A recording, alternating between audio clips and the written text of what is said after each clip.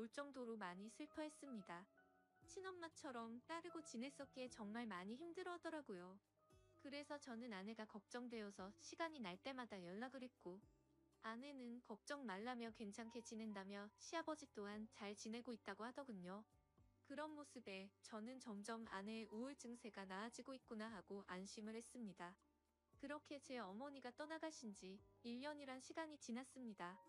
제가 다시 바다로 떠난 지 얼마 안 되어서 아내는 임신을 했다고 연락이 왔습니다. 그때도 첫 아이를 가졌을 때처럼 저는 정말 미친 듯이 기뻤습니다. 하늘 날아가 가신 어머니가 저희 슬프게 지내지 말라고 선물로 아이를 보내줬다고 생각했습니다. 그날은 어머니 생각이 더 많이 나서 눈물로 밤을 지새웠던 것 같아요. 시간이 또 빠르게 흘러갔고 제 아내는 둘째로 사내 아이를 출산하게 됐습니다. 저는 제 어깨가 더 무거워졌지만 행복했습니다.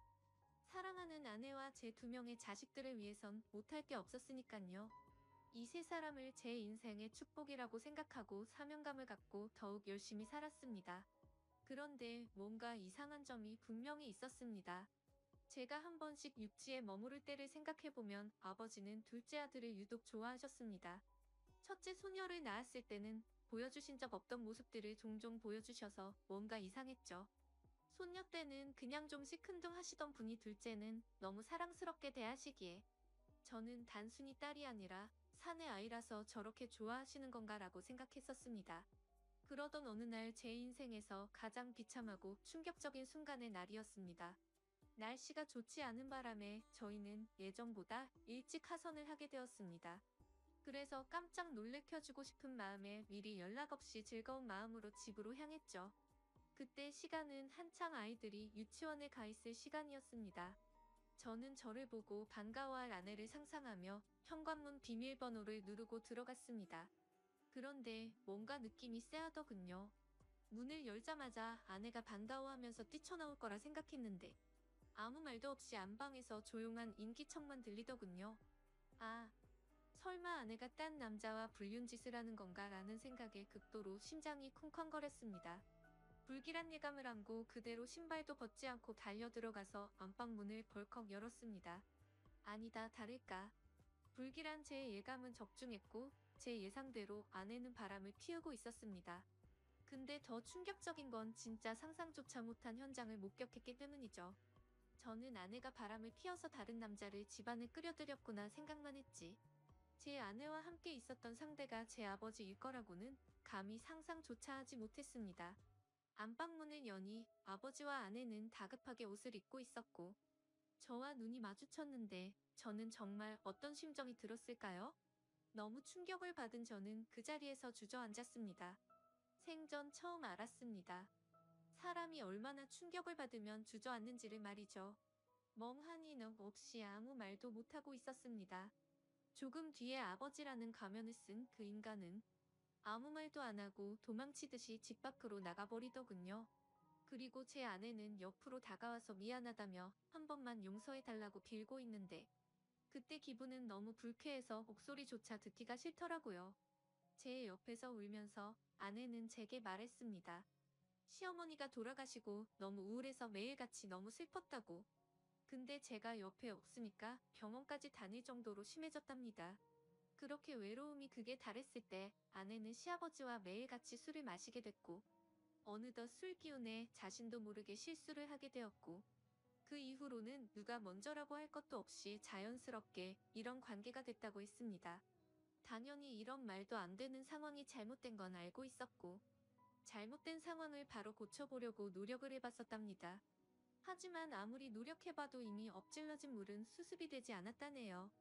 그래서 아내에게 언제부터 이런 짓거리를 했냐고 물었습니다. 시어머니 돌아가시고 6개월 정도 지나서부터였다고 하더군요. 정말 피가 거꾸로 솟는 듯한 기분이 들었고 그 말을 듣자마자 순간적으로 불안한 생각이 스쳐 지나갔습니다. 왜냐하면 아버지가 둘째 아들만을 유독 특별하게 아끼던 모습들이 떠올랐기 때문이죠.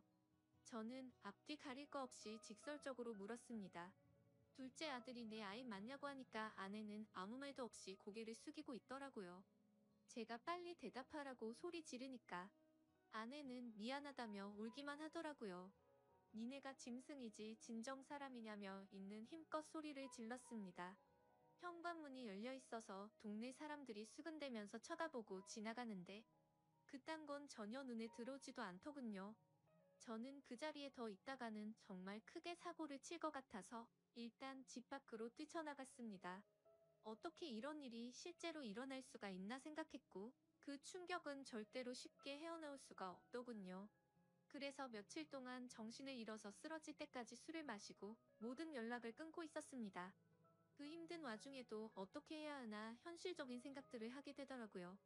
이혼을 한다고 하더라도 제가 현실적으로 아이를 혼자 키울 수도 없는 상태였고 그렇다고 배운 게 이것밖인데 지금 하고 있는 직장을 그만둘 수도 없지 않나 생각했습니다. 게다가 제 아내가 몰래 만나던 남자가 무려 제 친아버지입니다. 사실 지금도 아버지라고 적지만 그런 관계라는 게 역겨울 뿐입니다. 아무튼 아버지라는 그 인간은 그날 집 밖으로 나가고 주랭랑을 쳤는지 지금 이 글을 쓰는 순간까지 그날 이후로는 단 한 번도 보지 못했죠.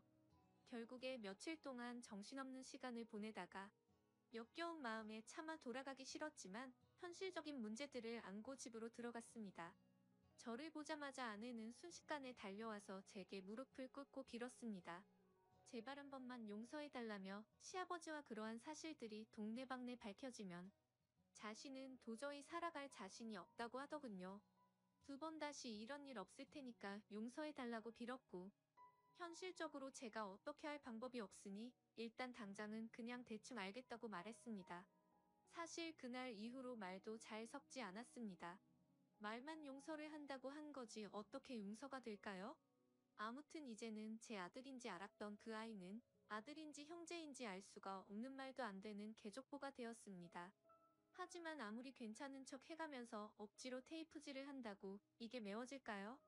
그날 이후 저는 심각할 정도로 의처증이 걸린 것 같았습니다. 하루라도 아내와 연락이 안 되면 극도로 불안해지고 초조해져서 미쳐버릴 것 같더라고요. 그때부터는 제 생활은 엉망진창이 되었고 일상이 파괴되다시피 했습니다. 배를 타고 나가서도 일도 손에 안 잡히고 그때의 역겨운 상상들이 떠오르고 도저히 버틸 수가 없겠더라고요. 결국 끝내 저는 정신과까지 다니면서 약을 먹고 치료를 받았죠. 병명은 공황장애와 폐쇄공포증까지 겹쳐서 생겼다고 하더라고요. 그래서 저는 그날 이후 제가 애착심을 갖고 일하던 배실을 그만둘 수밖에 없었습니다. 그렇게 결국 배실을 그만두고 먹고는 살아야 했기에 관련 업종의 직업에 취직했고 예전과는 비교도 안 되는 부족한 월급을 받으면서 집으로 들어가 살게 되었습니다. 하지만 지금 생각해보면 제 스스로도 이상하다고 느낄 만큼이나 정신적인 압박감이 심했던 것 같습니다. 아내와는 하루가 멀다 하고 매일같이 싸우기 바빴습니다.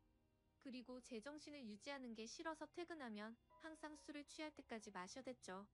그런 관계를 지속해오다 보니 결국 아내도 참고 참다가 결국 이혼을 하게 되었습니다. 아이들은 아내가 데리고 살기로 했고 저는 너무 괘씸한 아내에게 양육비는 1년치만 주겠다고 했더니 아내는 아무 말도 하지를 못하더군요. 그렇게 저희는 이혼을 하게 되었고 벌써 2년이라는 시간이 지났습니다. 한때는 아버지였던 그 인간은 혹시나 아내한테 찾아가는 거 아닌가 싶어 몰래 아내를 뒤따라 다녀보기도 했지만 그런 건 아닌 것 같았습니다. 이제는 그 인간이 죽었다고 하더라도 전혀 슬플 것 같지도 않고 평생 보고 싶은 생각이 단 1%도 없습니다. 요즘에는 알고 보니 제 아내였던 사람은 아이들 키우느라 일을 하는데 형편이 너무 어려워서 말이 아니라고 하더군요.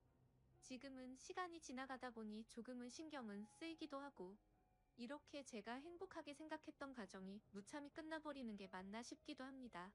근데 그런 생각이 들면서도 제 아버지란 인간과 함께 했었던 아내를 죽을 때까지 잊을 수가 없을 텐데 섣불리 판단하는 게 절대로 안 되네요.